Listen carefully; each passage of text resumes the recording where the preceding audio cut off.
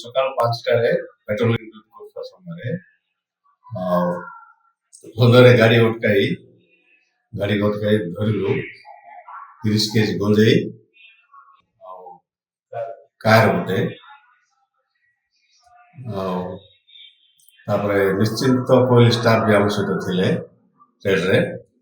Total staff red ହେଉଛି ଆମର ନିଶ୍ଚିତ କୋଇଲି ଓଆଇସି ବିପିନ ବିହାରୀ ସାହୁ, ଏଏସ୍ଆଇ ଦୁଷ୍ମନ କୁମାର ବସନ୍ତ ରାୟ, କନେଷ୍ଟବଳ ସୁନୀଲ କୁମାର ଭଇ, ଅଜୟ କୁମାର ଜେନା, ଈଶ୍ୱର ଟୁଡୁ, ଖଗେଶ୍ୱର ବେହେରା, ଗୀତାଞ୍ଜଳି ବେହେରା।